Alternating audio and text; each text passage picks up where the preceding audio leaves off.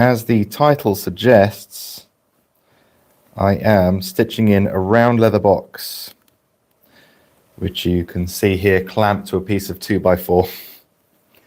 It's a difficult one to get in the clam, so I've had to MacGyver my way using a little bit of initiative in clamping it tight, or at least clamping it still. That's the main thing. So this is a course that I'm producing on solid leather box making, which I've done before, but I haven't ever tackled a cylindrical box. And so this course is going over the differences between stitching in a cylinder and stitching in straight sides.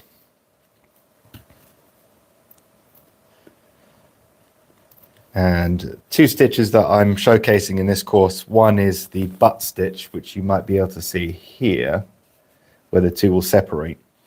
And on the top we have a box stitch, the traditional box stitch. However, I'm not using reverse irons, which typically you would do with box stitching. We're using the same obverse iron. Well, we're using obverse irons on the side and the top. The top iron is actually slightly smaller. The sides are pricked at 3mm on this, and the top is pricked at 2.7. Because obviously the top seam has to cover a shorter distance than the side, so that's why we do that. How's everybody doing today? Falling over my words there. Hope everyone is well, wherever in the world you're watching from. Guys, if you do have any questions at any point, feel free to ask. Any leathercraft-based questions is absolutely fine. We're just saddle stitching today. So fairly straightforward.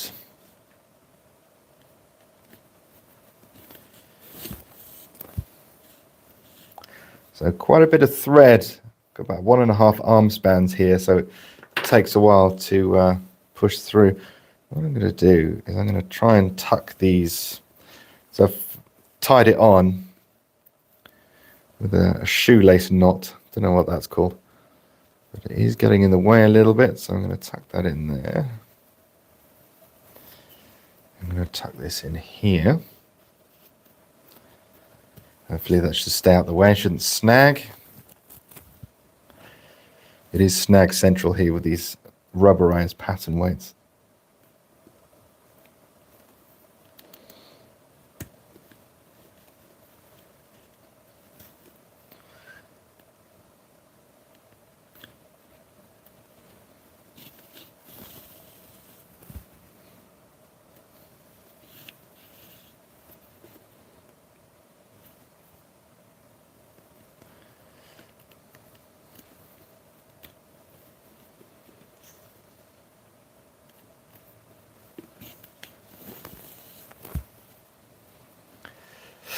Hi Philip, says Ruben, watching you from France. Ah, bonjour. I made a similar box with a nice handle for my wife, jewelry. I'll happily show it to you. Yeah, if you have my email or my Instagram, shoot me a DM. Always interested to see people's work. Yeah, they're very versatile. You can put all sorts of things in here. For something of this size, you could put a watch in there quite easily, jewelry. I'm kind of leaving this open to whatever people want to use it for. Could be something you put your keys in, could be something you present a gift in.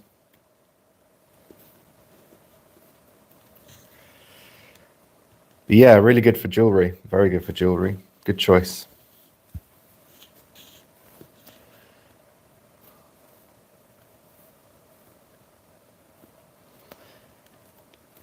So some of you may have noticed, if you can see that well, I'm actually using a round awl. It's not a bladed awl like that.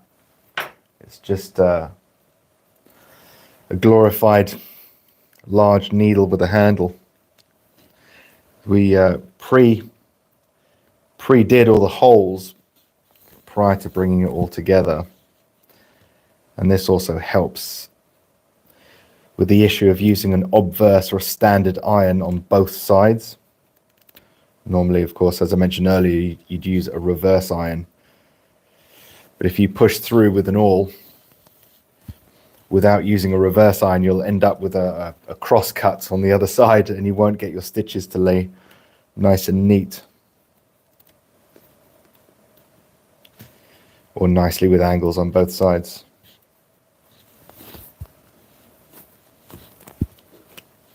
Yeah, I'm talking about Snag Central.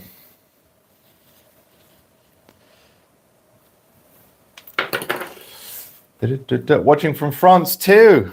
That's cool. Hi Phil, in your courses, do they come with recommended supplier lists? Yes, they do. That'd be a bit mean, wouldn't it, if they didn't?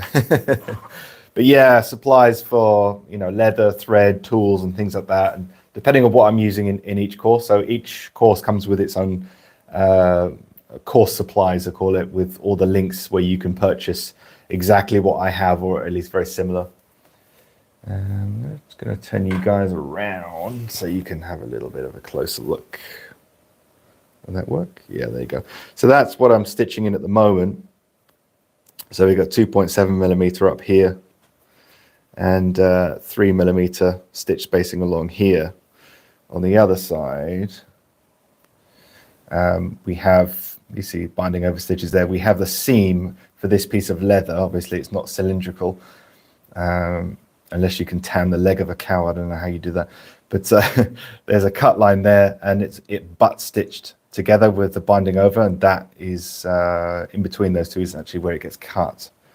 Just going to turn you guys back. There we go. Ruben says, I sent it on Instagram. Great. Good stuff. I'll go check it out later. I finish work. I'm going to rotate this. There must be a better way. I can't really put these in the clams, and because the clams will probably mark the leather. So what I've done here is just put it on a piece of 2x4 with some leather, strip of leather on the top, and then just kind of tied it, not too tight, but tight enough to hold it steady. And it's at an angle so that I can actually see this side a little bit easier, rather than flat against the ground. And it would be hard to get my awl in, so this gives me a bit of space.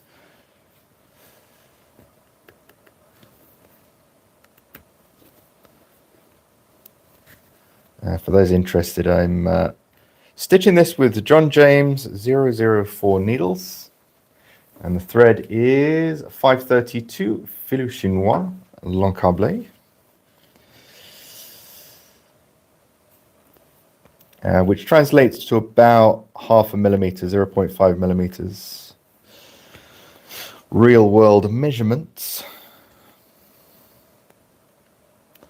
under minimal compression. I know that because I measured it about 10 minutes ago.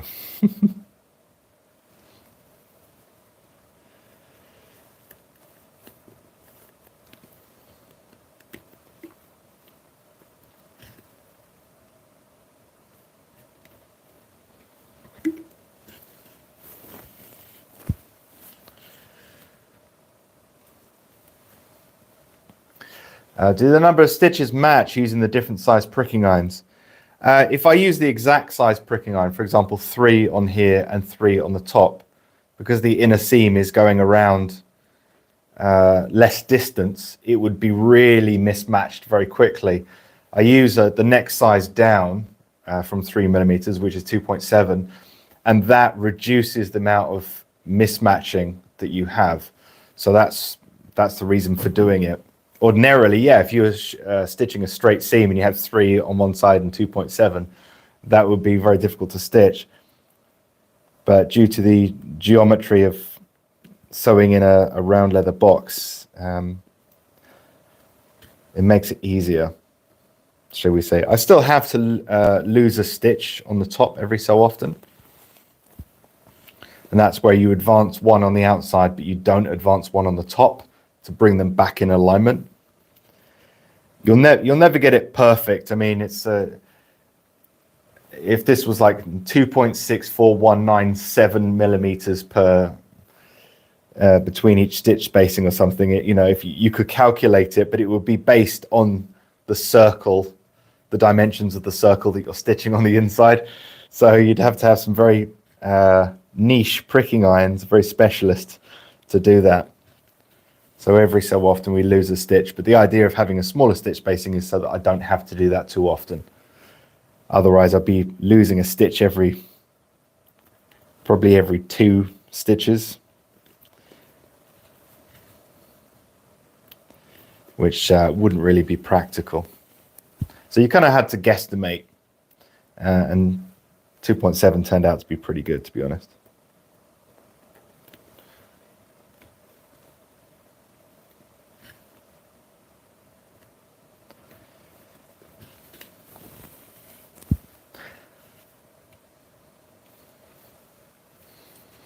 True Craftsmanship says, Furious Angel, thank you very much. Paul says, you do this so good. Thank you. It's very kind of you.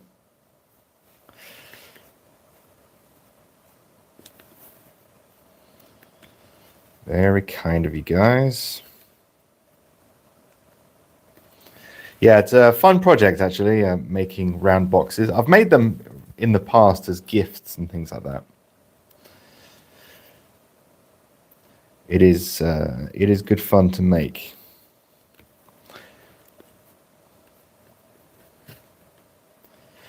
No idea what I'm going to put inside this. This might be another one of my projects that just kind of goes into storage. Sometimes I use the stuff I make in courses.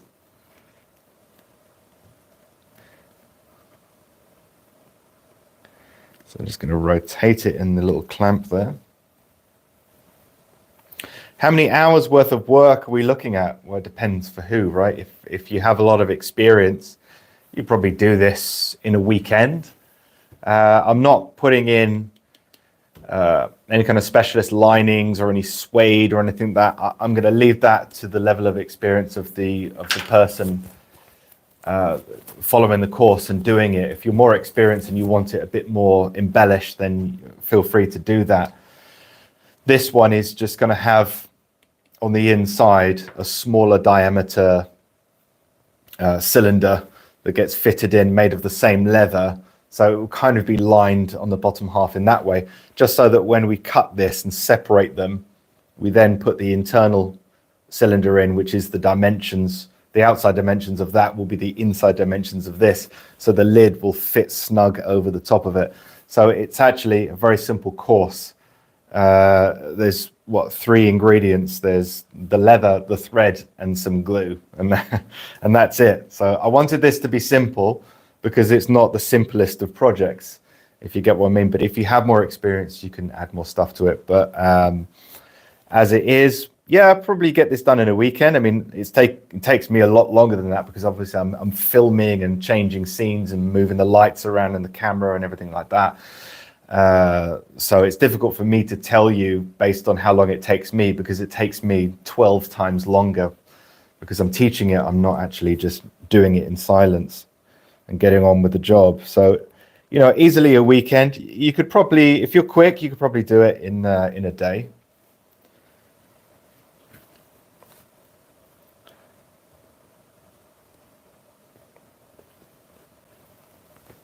But yeah, it depends on your level of experience, and it also depends on what you're going to do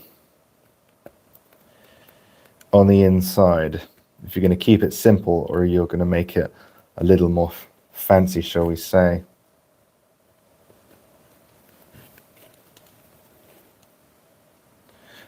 Now, I have filmed this part for the course, and I had to use my macro lenses to get close enough so that people can see. You won't be able to see what I'm doing, but I'm at this point in time losing a stitch because the inside is actually advancing faster than the outside. So I'll be losing a stitch here.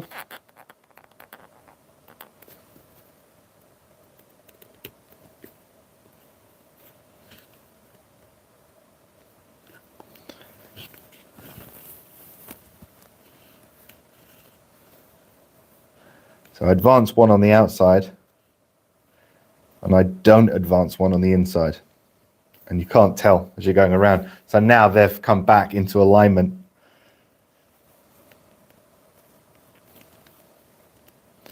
And eventually the top will overtake the bottom again, and we lose another stitch, and we just keep going all the way around.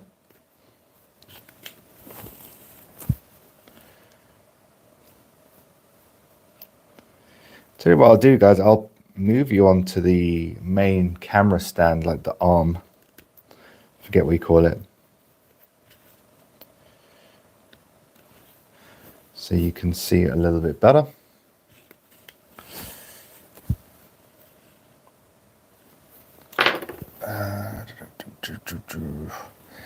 Ruben, there is old leather boxes done back in time with interesting designs where the body and the flap are the same piece, just uncut on 4 or 5 centimeters to act like a hinge.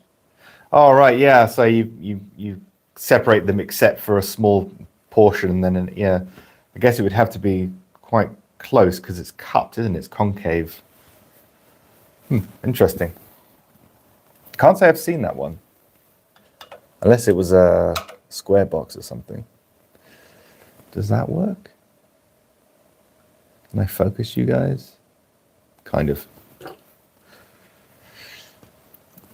So hopefully you can see a little bit better what I'm doing here.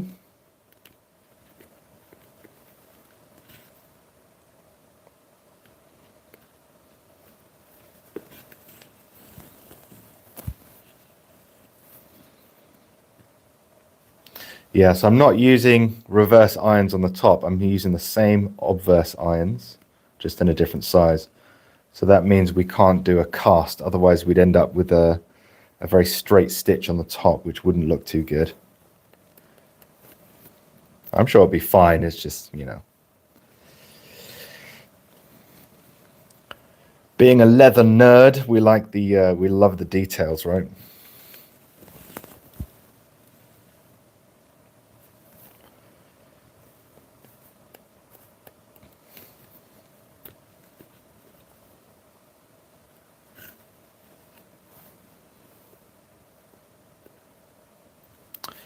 Bit fiddly, the key's getting caught.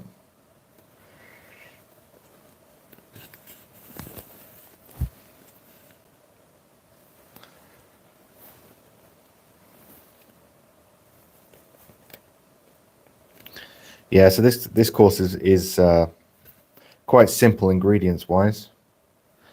It's just vegetable tan leather.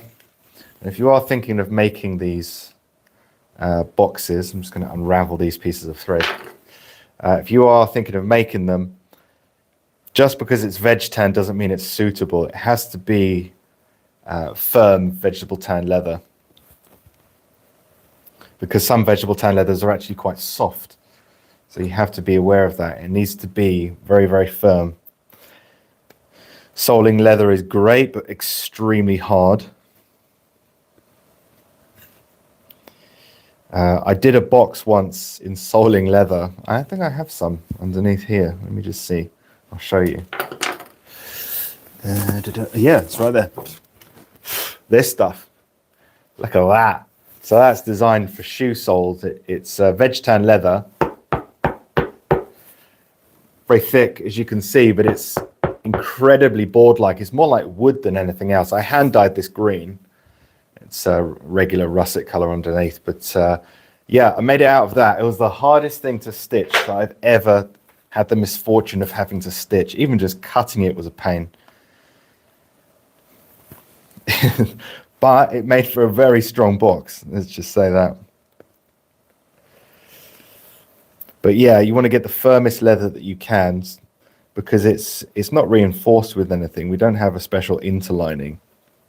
I mean, you could possibly create something in chrome tan leather if you wanted it to be soft on the outside, like, you know, this kind of leather soft.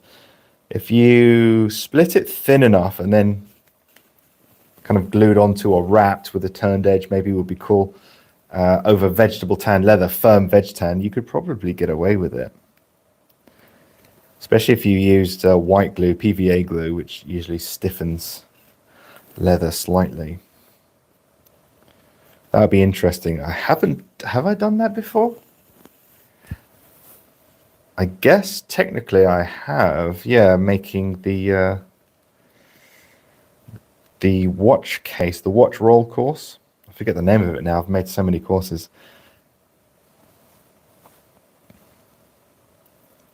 That was a stiffened reinforcement on the inside. I believe I used board for that one.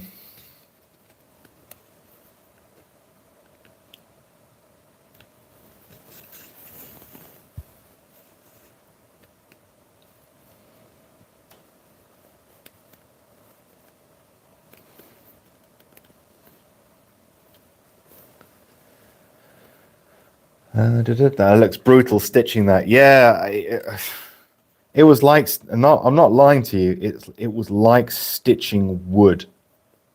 It did no matter how sharp it was, no matter how thin it was, no matter how easy it went through every other kind of edge tan. Going through that was a awful experience. I felt like halfway through, I felt like I should be drilling this.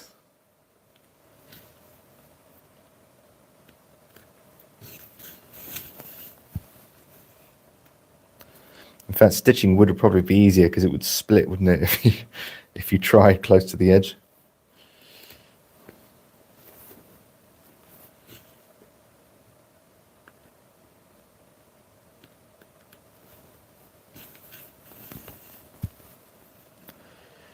So have I got this right? So I've almost got an arm span and I'm halfway through, and I had 1.5 arm spans. So yeah, I've definitely got enough to finish this. Possibly could have done it in one arm span, but I didn't want to take the risk.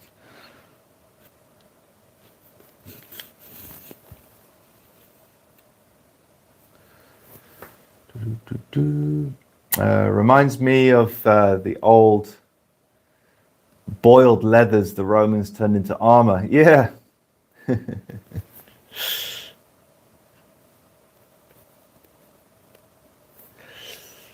Be a man. Yeah, didn't they boil leather to shrink it or something? Or did they boil it in, not boil, but heated it in wax or something like that, which you can do similar, and waterproofs it at the same time? Isn't that how you make tankards? Or is that just molten wax in leather that isn't shrunk? Whatever the case, my armor leathercraft isn't my forte.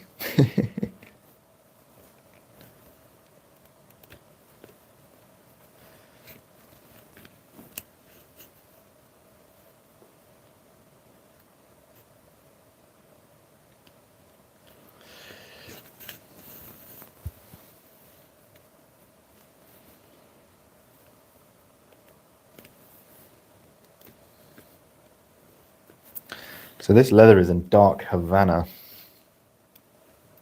which I believe so is this chrome tan piece underneath.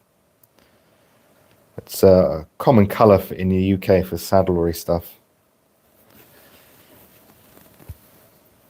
I was going to use this to make a briefcase once, but instead I went with navy blue for that briefcase, for the English briefcase course. I didn't know which color to use, so I actually put it to Instagram, and I think navy won, which was my choice anyway. But I do like dark Havana. It's a really nice one that goes well with the yellow stitching. It is a pain if you have an off stitch, it becomes very obvious when it's this different in color, but it's a really nice combination. But it's not a very forgiving color combination.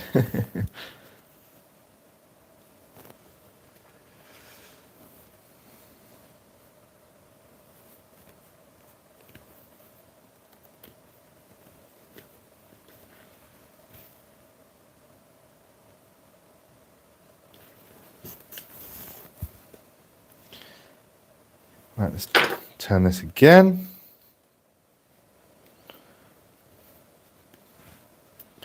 I wonder if there's a piece of something I could put under this just to, if I roll up a piece of this.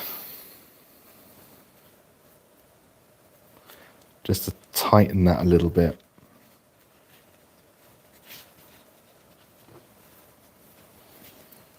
Can we get that under there?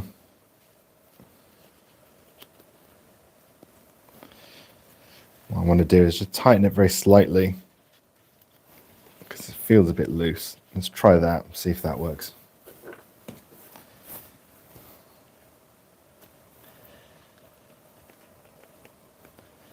Yeah, that helps.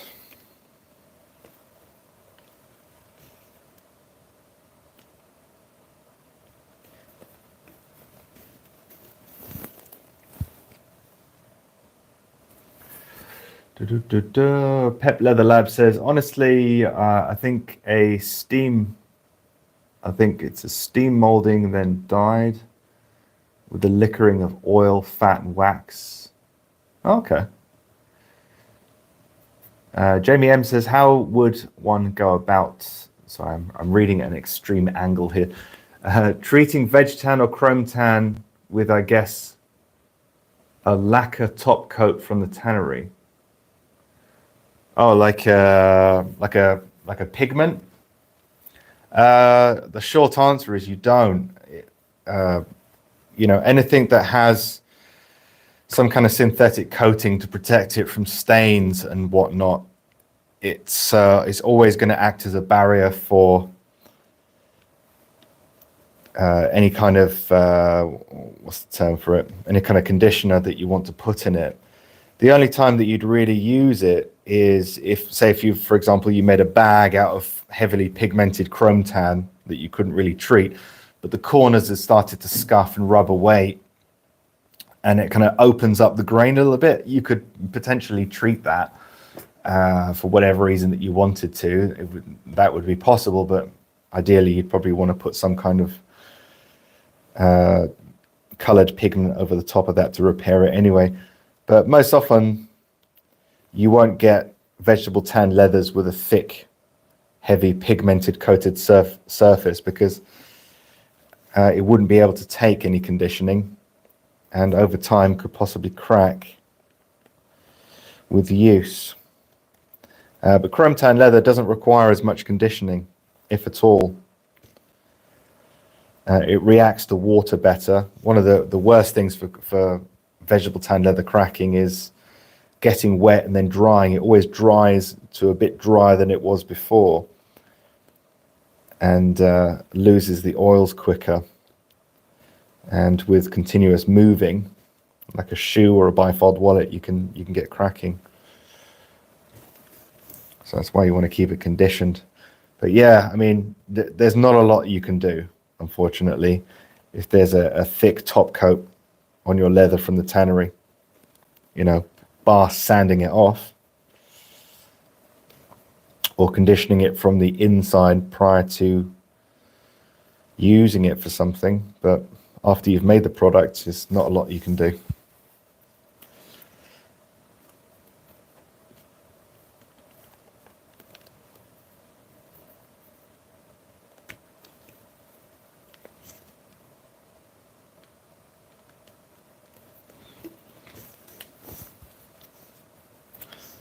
Getting into a bit of a rhythm now.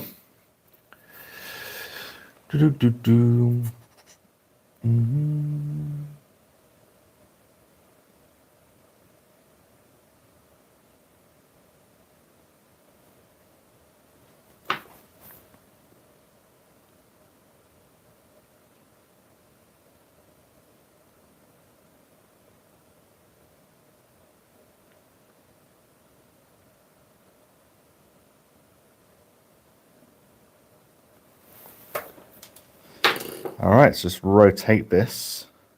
I'm going to bring you guys back.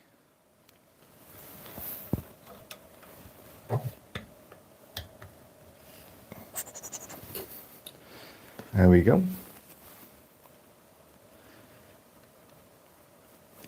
So you can see from a different angle.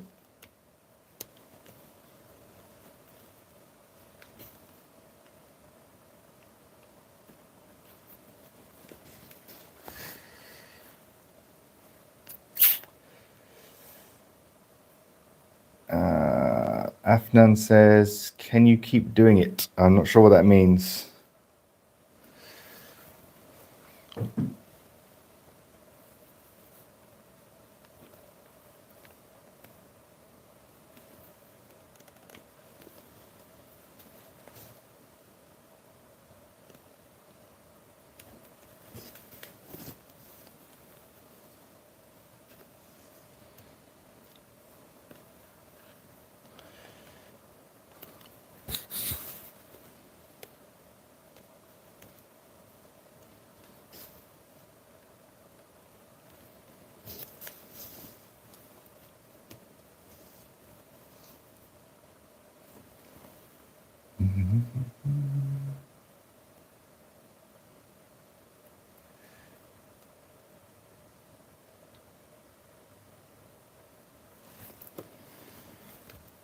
So how far are we? About 2/3 of the way in, so we're almost done. Hopefully I have enough time. I can't remember if these lives actually time out after a while, whether there's a maximum allowed time.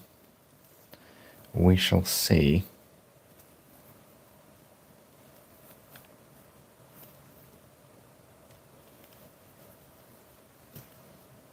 So once I've done this side, I'll also have the other side. So I'll be flipping it over and doing that one.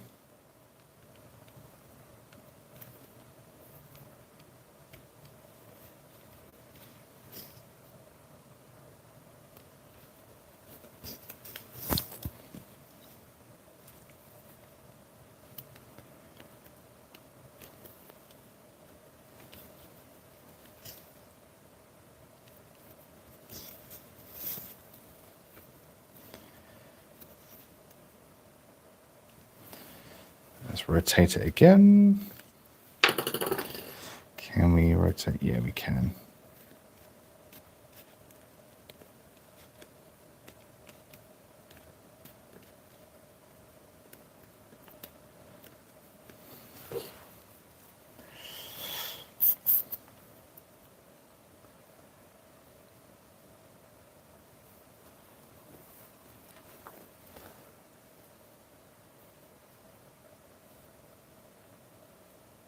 I have what I was described as veg tan leather, but needs for oil doesn't soak in. So I guess I could use some dye prep to remove the surface.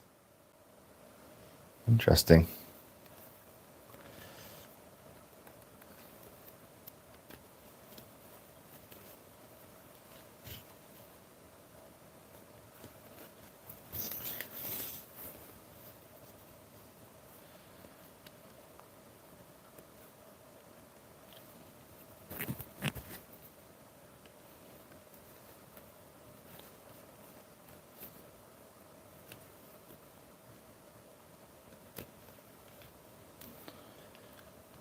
One doesn't seem to go through. There we go.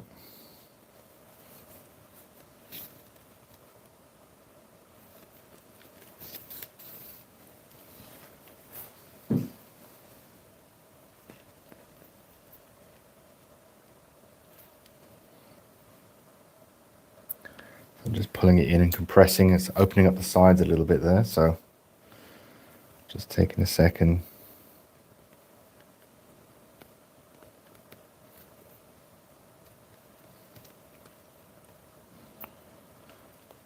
To push it all together as I pull the stitches tight.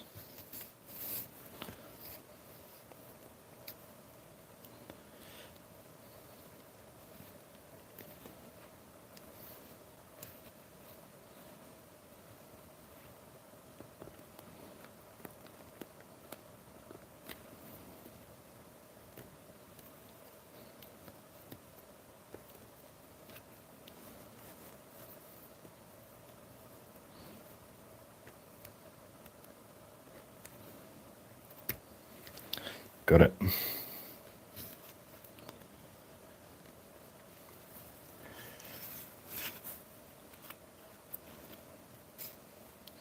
I'm just watching a conversation between two viewers there.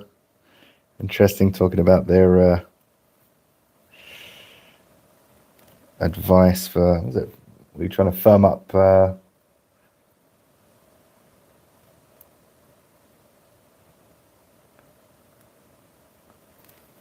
I'm missing the conversation, I think. I'm too late to the game.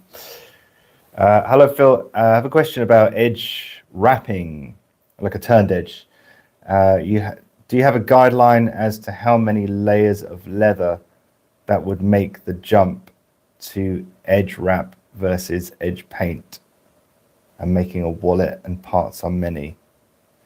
Let me just reread that to see if I can understand it. I have a question.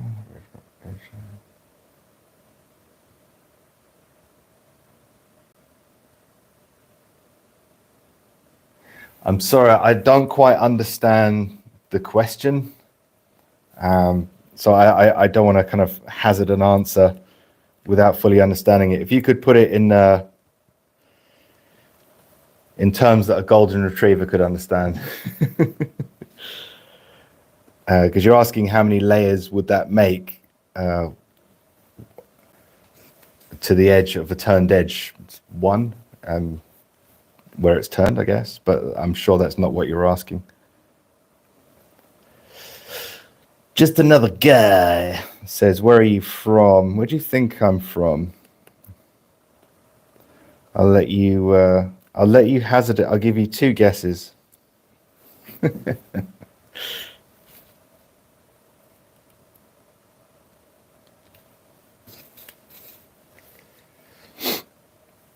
How many layers thick? I don't think you are talking about edge wrapping. I mean, okay, I was assuming by edge wrapping you're talking about a turned edge, which is the leather that's turned back on itself. So I'm going to ignore that bit and I'm going to answer how many.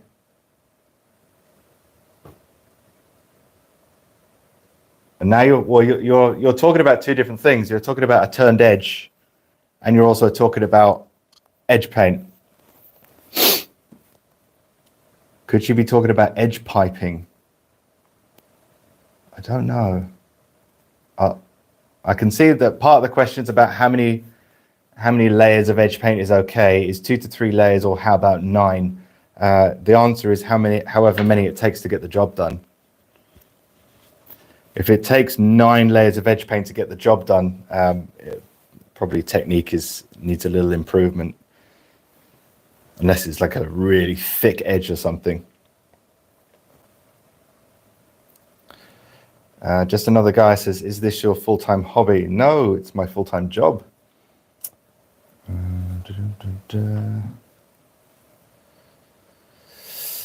think we're both tired of paint. It's not that I don't appreciate edge paint. I just think it's, I just like the skill of a turned edge. It looks nice to me because it's kind of edgeless in many ways. On this one, we're burnishing the edge. So this is a raw cut edge on the outside.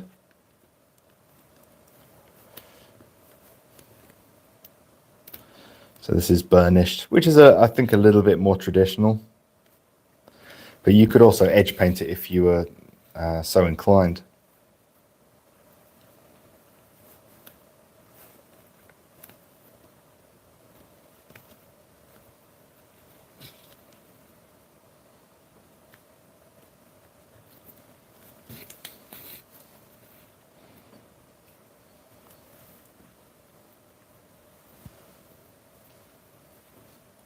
Just another guy. I love your questions. What are you sewing currently? I'm currently sewing a round leather box. Which leather do you think lasts the longest? Depends in what conditions. If it's in wet conditions, it'd be chrome tan leather.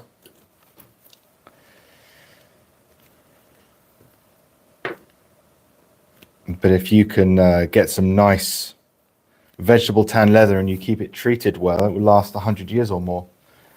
Chrome tan leather lasts a long time, but it's because you can't treat it not very well. Its best is always on day one. And it doesn't tend to look better as it ages. But it depends what kind of use. That's another it depends question, I'm afraid. But much of the longevity on a product is down to design and correct choice of leather rather than any one leather in particular.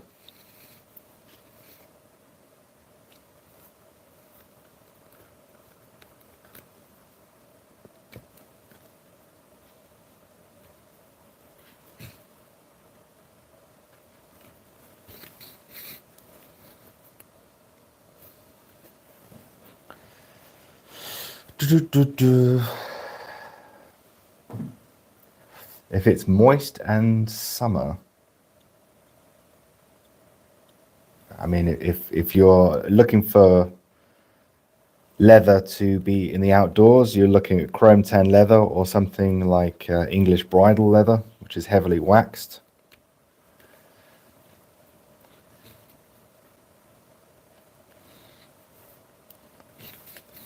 But chrome tan leather does better in wet conditions.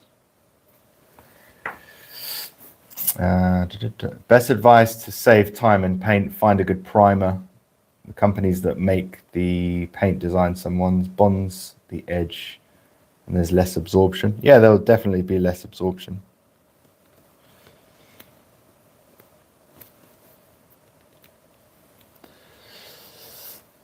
Have I worked with crocodile leather? Yes, I have.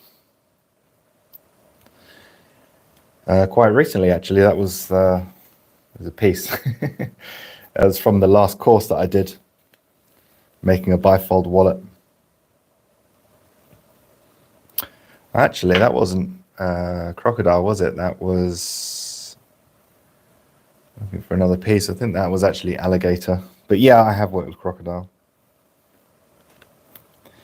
It's fun to work with.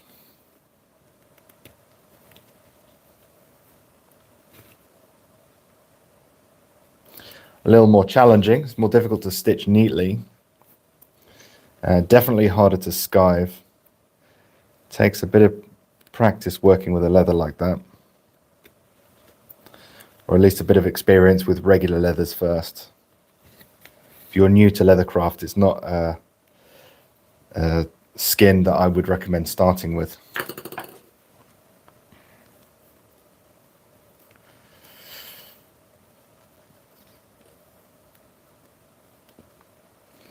Yeah, that was just a little off-cut.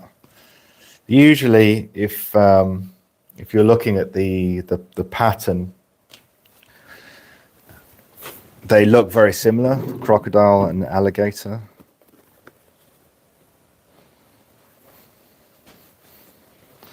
There's a couple of offcuts. Yeah, this is a rather gnarly piece, which is probably why I haven't used it. Yeah, so this would be alligator because there isn't a little dot on each tile.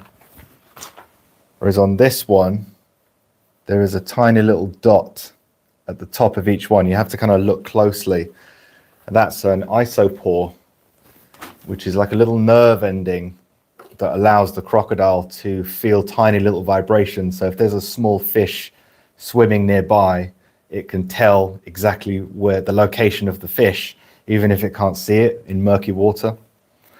But alligators don't do that. They hunt differently.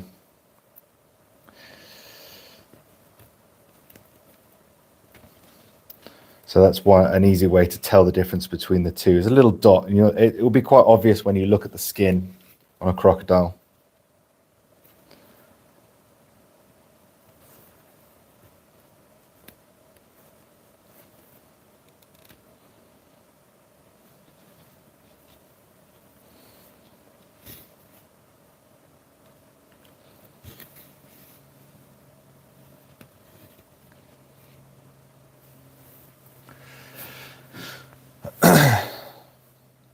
Thanks for showing us. Yeah, kind of a sonar for crocs. Yeah, I guess it would be very similar to that in some ways.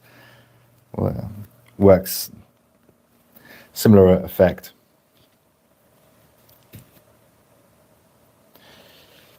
Imagine if crocodiles made a little ping noise.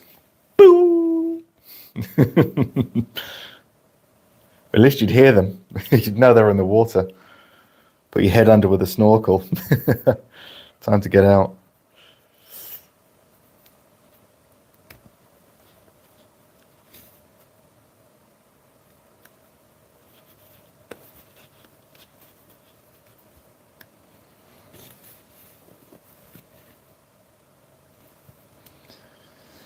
All right, time to lose a stitch. So I'm going to lose one more.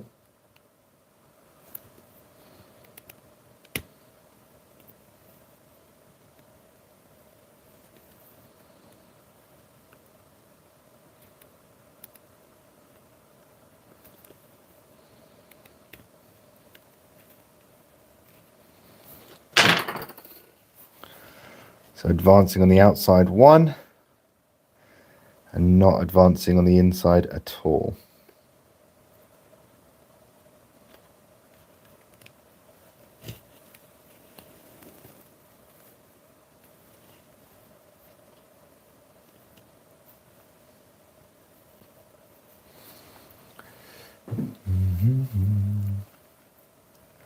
What's the best piece of work you've done that you are so proud and won't like to replicate? Won't like to replicate? I don't know about that.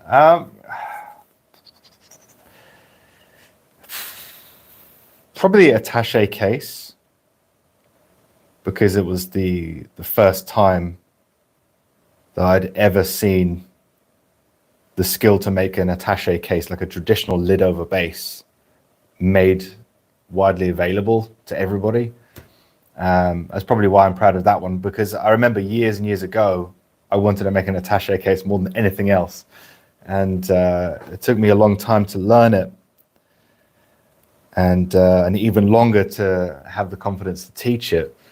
So probably for that reason, it was about 4 years in the making of that course overall, testing and trying out different methods to make it teachable so that it would be possible for people to make it themselves, which is the hardest part. Doing it is one thing, teaching it so people can actually make it themselves is a very different animal. So yeah, probably the Bloomsbury attaché case. Another cool one that I really enjoyed making was the mini doctor's bag. That was good fun, because that was involving a lot of metal as well for the frame, making the frame, rather than just kind of buying it in. It was made in the traditional way, which was lacquer covered steel, so very strong.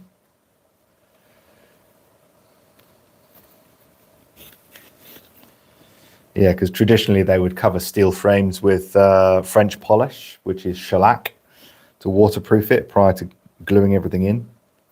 That was a difficult course. Probably about half a dozen to a dozen people ever made that, usually the more advanced students. But it was, every one of them made a fantastic version, which is really cool.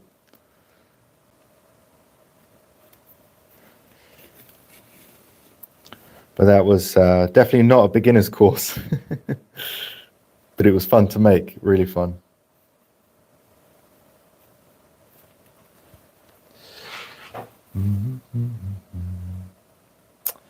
Phil, do you have a preferred method of dealing with tonal changes in reptile as it pertains to flesh side peeking through and thread coloration?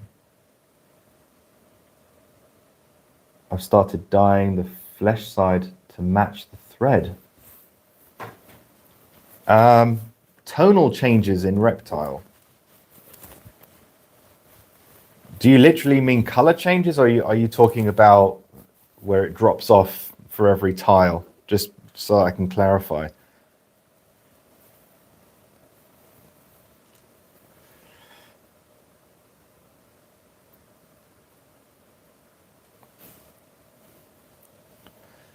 Can I get a watch case shipped to me?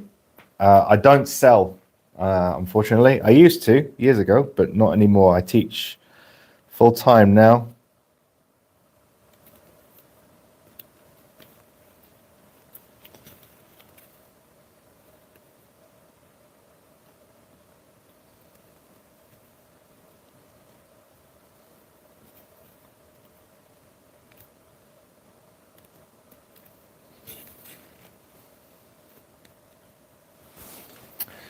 Haven't done that in a while. I have snagged my thread.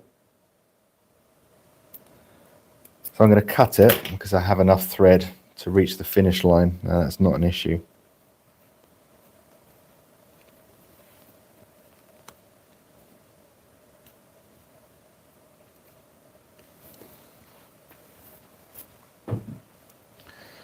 Jonathan says, what are you working on? I'm making a solid leather round box.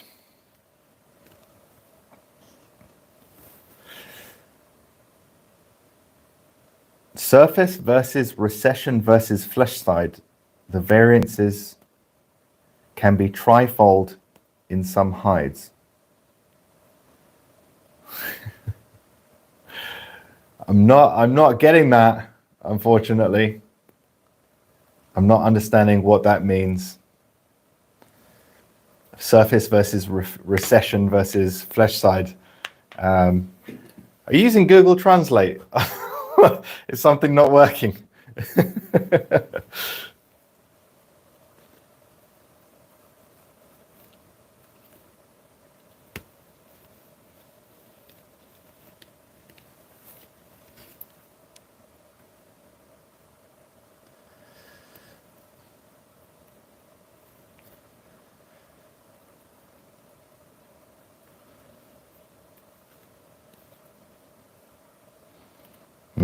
Fool me once. I was about to snag that thread again. It's very tight, so it can happen.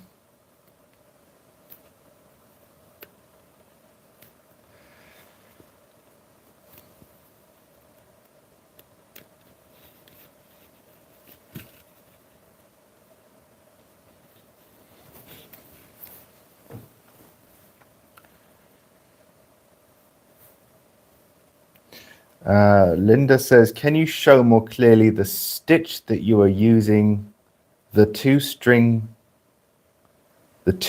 method? I'm really struggling today. I'm not sure what the two-string method is, unfortunately. What I do know is I have to redo this.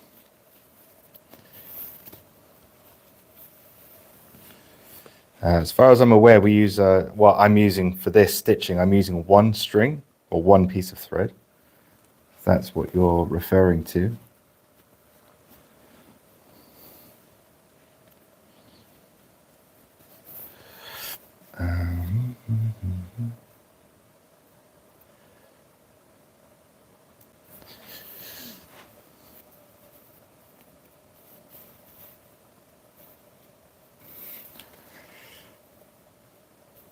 So I want to compress that in, but without damaging the leather. You know, I'm just going to do 2 overhand knots for the sake of time. I will use my teeth for the other one and make it harder for me to undo later, but at least it won't come undone. In alligator, there are often 2 colors, surface coloration and the undertone. Interesting. I've never worked with it. I've only ever used kind of, I guess, monotone alligator and crocodile. You can buy it, yeah, definitely with 2 different colorations, usually hand-dyed finishes. Then once one utilizes a pricking iron, the flesh side colors on the back become visible.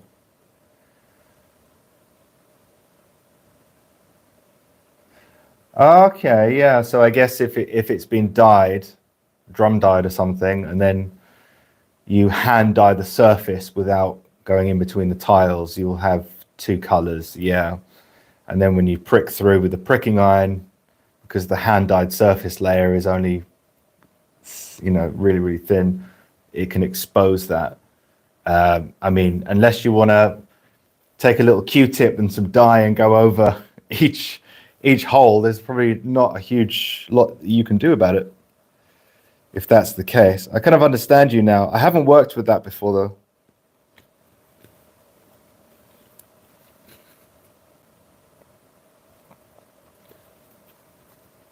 but they do look cool.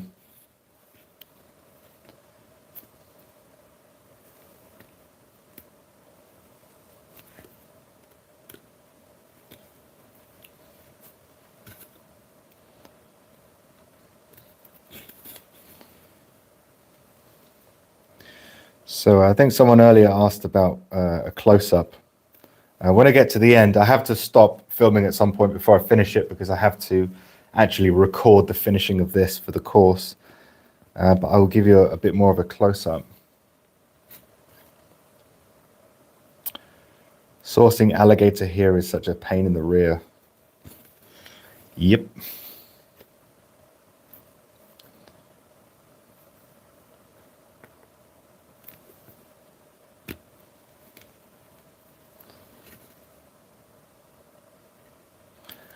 Yeah, trick is don't buy it from the UK, if that's what you're talking about. Get it imported from Europe. I haven't done so since Brexit, though, so I don't know how CITES works within Europe. I don't know if that's changed.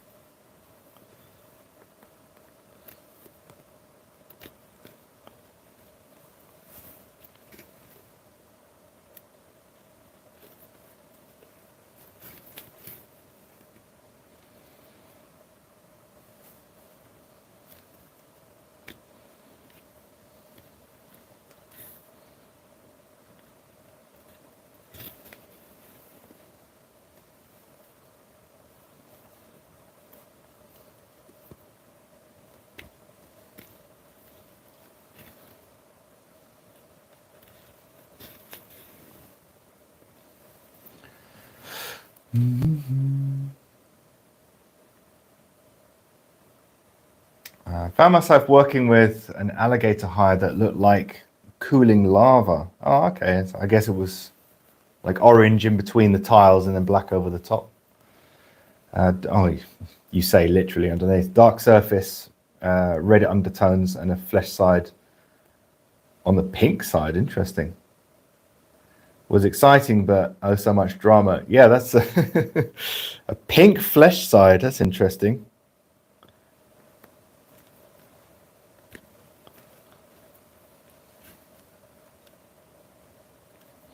Maybe it was pink to begin with, and then surface dyed red, and then a secondary surface dye, superficial dye of brown or black or whatever. Yeah, talking about making it hard for yourself.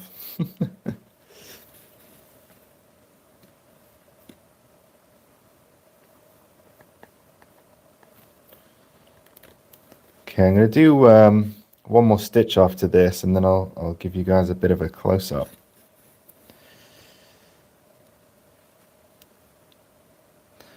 Actually, I'll leave that blank here.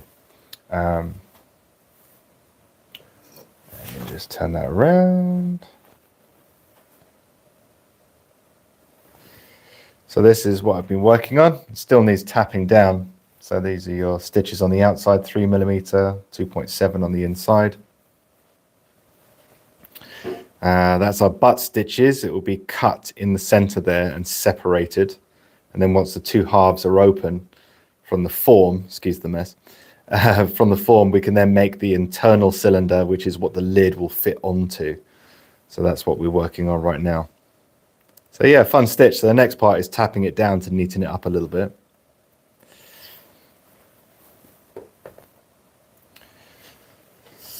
Yeah, it was my instinct too. Was a custom tanner in Alabama. Thanks for the input. No worries. Stunningly beautiful. Thank you very much. Well, hopefully it will look even better once all the stitches are done and tapped down and everything, and we can get this round box completed. So the course of this should be coming out within the next couple of weeks, I think. I'm going to leave it at that for now. As always, guys, if you're new to this and you want to learn how to stitch, how to hand stitch, and how I do it, head to leathercraftmasterclass.com. Link in the description below, so I'll put it on there later if you don't know where that is. There'll be a pop-up. You can put your email in, and then I'll send you a video on how to hand stitch, saddle stitch leather So if you're brand new to this, it's really helpful. Or even if you're experienced and you want to go over the basics again, it's a good one to get. So leathercraftmasterclass.com and enter your email. Guys, thank you very much for the conversation. It's been really engaging with you guys today. As I'm stitching this, I thought I'd go live and say hello to the gang. Really appreciate it. I'll be doing more lives. What time is it? Maybe not now, maybe not tonight, but tomorrow definitely on Instagram. I'll be doing a live, just basically the other side of this. So if you do have any burning questions about Leathercraft or anything extra that you want to ask me, then feel free to join in tomorrow. So it'll be Monday, probably during the day, at some point during the day UK.